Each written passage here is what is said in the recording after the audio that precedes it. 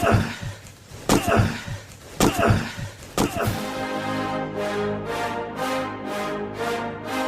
rolls out to the right, pitches off to Taylor, and Taylor's to the 20, down to the 15, down to the 10, 5, 4, 3, 2, 1. Touchdown, Billy Taylor!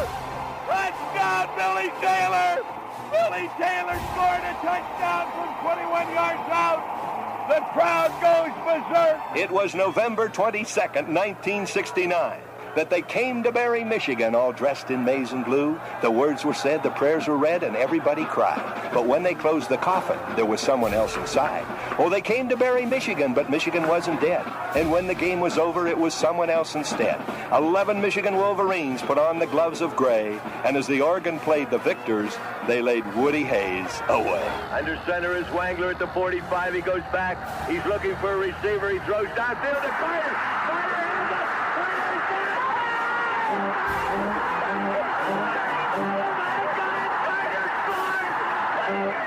Who's got it better than us? Nobody!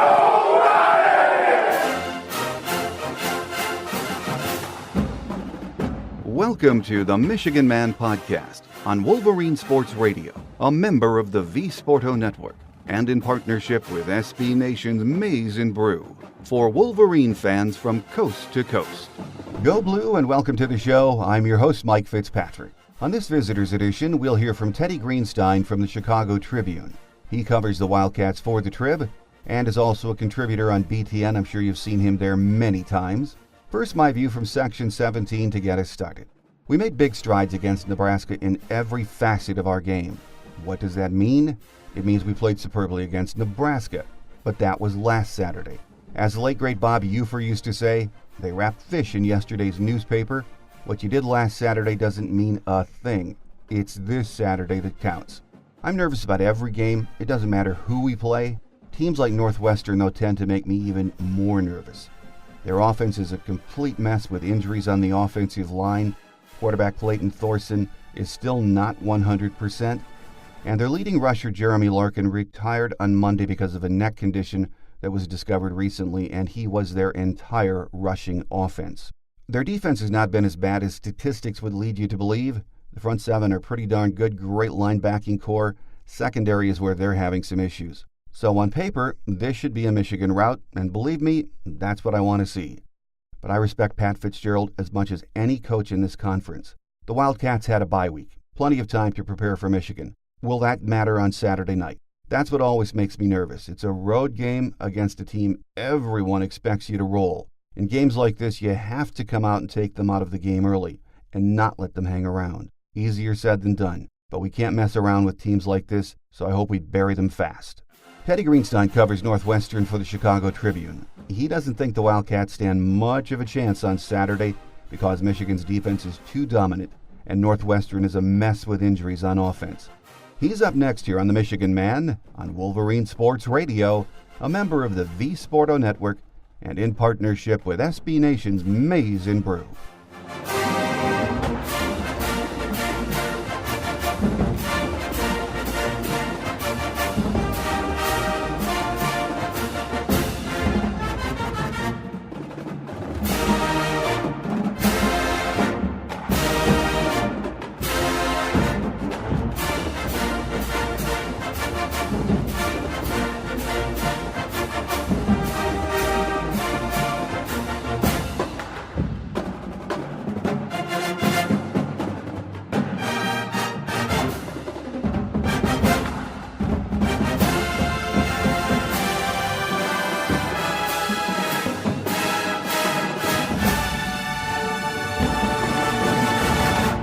Here with us on our visitors segment this week as we get ready for that trip to Evanston and a Saturday game with the Wildcats is Teddy Greenstein from the Chicago Tribune. Teddy, great to have you back with us. My pleasure, Mike. Good to be with you, buddy. Well, Teddy, bad news for the Wildcats, of course. Monday, leading rusher Jeremy Larkin announced he was retiring for medical reasons, and of course a blow to the team, more of a blow to Jeremy. Very lucky young man that condition was discovered, though, wasn't he? Yeah, I mean, there are definitely two ways to look at it, and one of them is, how unlucky that a promising, excellent player has to retire from football. But That was probably his first reaction, but then the more he thought about it, what Jeremy Larkin has told his teammates is that he does feel lucky and blessed. He has an issue called cervical stenosis. It's a narrowing of the spinal canal in the neck area, and if he had gotten hit wrong, could have led to paralysis. And he's an amazing kid, and as all his teammates told him, obviously they wanted him to make more memories on the football field, but it's much more important to make memories just on planet Earth, and they appreciate him, and he's going to become a student assistant coach. He'll stay around the program, so he has not talked to the media yet. Hopefully he will soon, but football-wise, a huge blow because he's far and away their best skill position player. At least statistically, he has been the running game so far this year. Where do the Wildcats turn for yardage now? Yeah, so they have a guy, John Moten IV. They call him Johnny Mo in the program. He's been around. He's decent. But really, it's probably going to end up being a true freshman. One is Drake Anderson, and you probably remember his dad, Damian Anderson, who was one of the absolute best Northwesterns ever had. So Drake is a smaller guy, 180 pounds, out of Arizona, really fast. So he's going to certainly be an intriguing guy. The other one is Isaiah Bowser, who had an amazing high school career in Ohio and was playing anyway. I mean, only had one carry, but he's certainly a guy who everybody figured was going to, get a big opportunity this year behind Jeremy Larkin. And now it turns out, I think if not Saturday, certainly by October, he's going to end up being the featured guy. Well, Teddy, I watched the opener on the road against Purdue, thought the Wildcats looked pretty darn good. And then they come home, drop one to Duke, and then to Akron. Not what Wildcat fans were expecting out of the gate, is it? Yeah, I mean, Northwestern won the final 8 games of last season, and then played a tough game at Purdue. Didn't score in the second half, but played good enough defense and kind of held the ball long enough to hold off Purdue, and things were looking pretty good. Then they come home. Duke is a good team. Like that was one where I wasn't terribly surprised. Northwestern often has letdowns at home. Duke is solid. So that one you could live with, but the Akron game, was a disaster. They gave up 36 points in the second half. There were 2 pick sixes. There was a strip sack fumble return. So just one of those where everything that could go wrong went wrong, but still, I mean, you just can't lose at home to teams from the MAC. Unacceptable. And now they're 1-2. They've got a banged-up offensive line. They've lost their top tailback.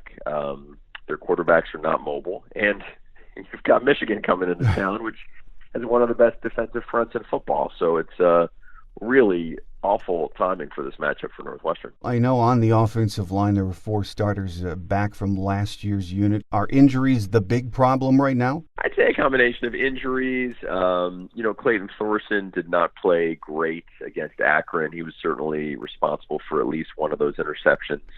The backup is TJ Green, and they've had to use TJ Green because Clayton is still coming off of ACL surgery, and he's not full go. It's been an unusual situation where basically the medical staff during the game says, number 18 is in or number 18 is out, so they have to use a number 2 quarterback. That might not be the case Saturday, now that we're a couple weeks, past. They just have had a very poor offense. I mean, they're 12th in the Big Ten, both in points and yards per play, so that's a problem. Defense has been okay, but nothing that exceptional. So, it's a real test to see if these guys are going to fall apart or if they can, put together a good game against Michigan. I've noticed Clayton come in and out of some of the games I've had a chance to see. So that's the medical staff that's making that decision? Yeah, it's really strange.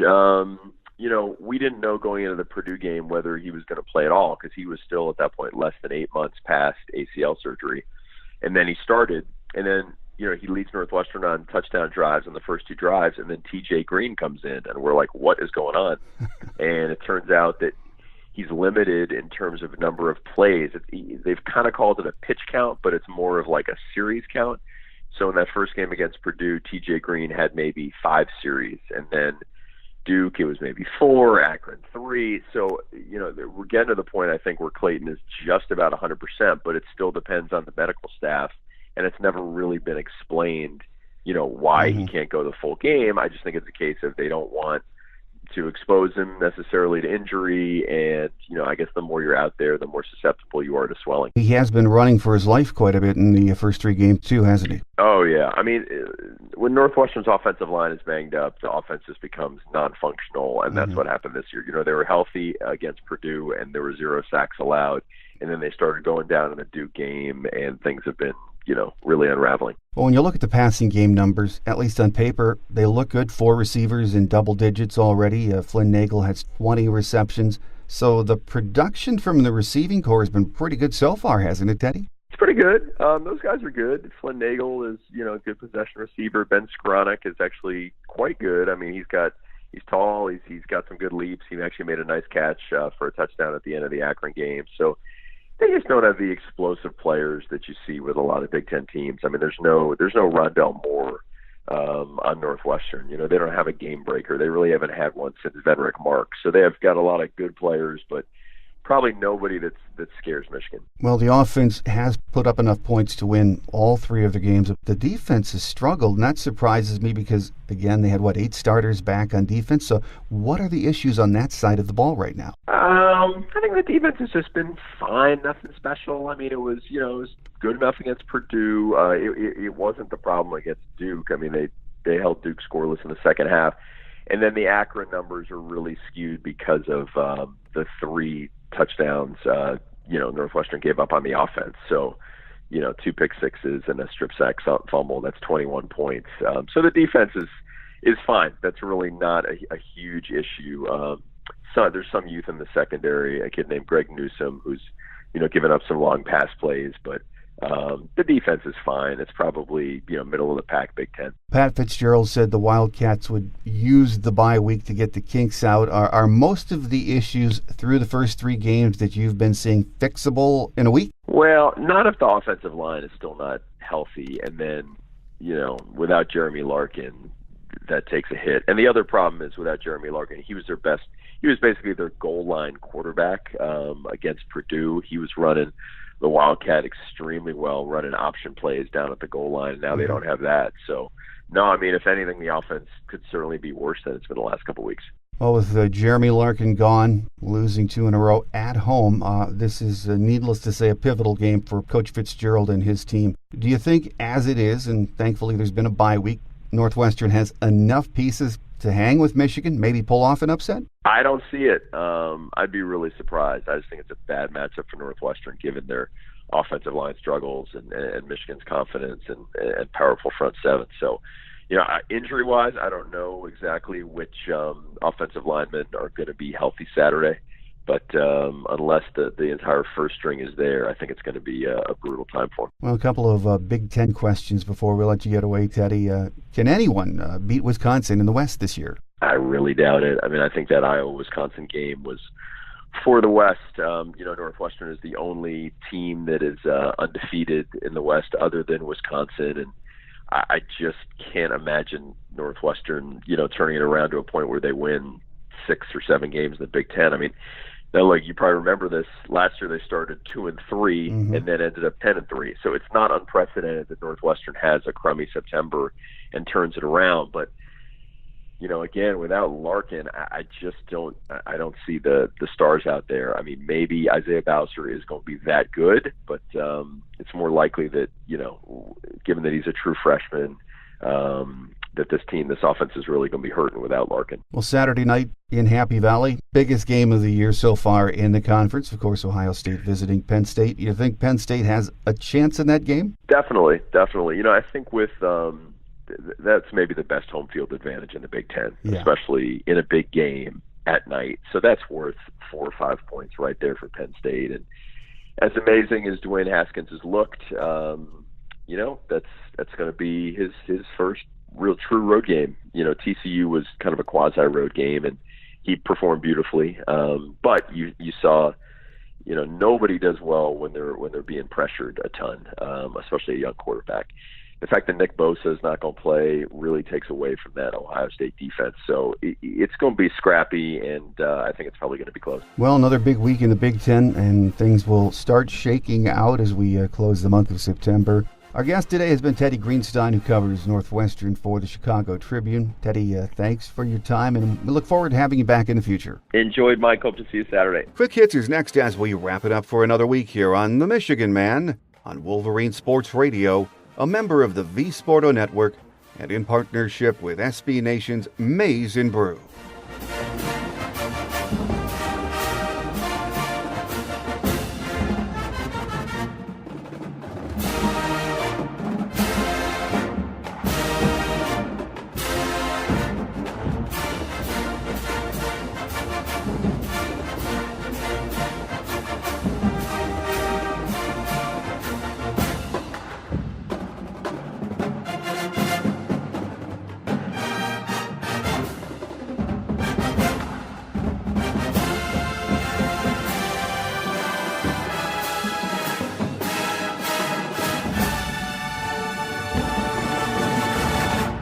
On Quick Hits today, on the injury front, Kwity Paye is 100%. Aubrey Solomon is in rehab but making progress.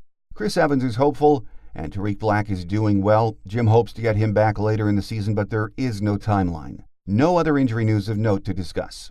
Here are some game day facts. Michigan leads the series with 57 wins against 15 losses, and there have been 2 ties. The first meeting was way back on October 29, 1892, in Evanston, a 10-8 win for the Wildcats. The last time we met was on October 10th of 2015 here in Ann Arbor, a 38-0 Michigan win. Pat Fitzgerald is 87 and 65 as head man at his alma mater and is in his 13th season. They were 10-3 overall last year, 7-2 in the Big Ten. They ended a great season by beating Kentucky in the Music City Bowl 24-23, and they finished at number 17 in the polls. Saturday's game at Ryan Field kicks off at 4:30 p.m. Eastern Time. The weatherman says partly cloudy with a high of 60, temps in the 50s most of the game. No rain, so really a perfect night for football. Don't forget our free show app is available from the iTunes and Google Play stores. You can also get us on Spotify, Stitcher, TuneIn, iHeart, and Wolverine Sports Radio. If you get the show from iTunes, I ask you to please take a minute to rate or review us. It really does help. Next week, it's back home to take on what appears to be a much better Maryland team. On Tuesday's Game Day show, my guest will be Cody Stavenhagen from The Athletic Detroit. It's his first year on the beat, and he is an excellent young writer. If you have never checked out The Athletic, I suggest you do. It's a subscription service, but they have all kinds of deals going on, so check it out. It's well worth every penny. On Thursday, we'll have a visit from Radio Royalty, Maryland Radio Hall of Fame voice Johnny Holliday. So make sure you come back next week, and please tell your Michigan family and friends about the show. That will do it for this week. I'm your host, Mike Fitzpatrick. Have a great Wolverine weekend, everyone. Think victory, beat Northwestern. Until next time, take care, and as always, go blue. Thanks for joining us today on The Michigan Man, here on Wolverine Sports Radio, a member of the V Sporto Network, and in partnership with SB Nation's Maize and Brew. Our listener lines are open 24/7 for your calls at 313-263-4842. That's 313-263-4842. Or email us at themichiganmanpodcast@yahoo.com. That's themichiganmanpodcast@yahoo.com. The Michigan Man Podcast is produced at the studios of Robin Lynn Productions, Allen Park, Michigan, and is not affiliated with the University of Michigan. Go Blue!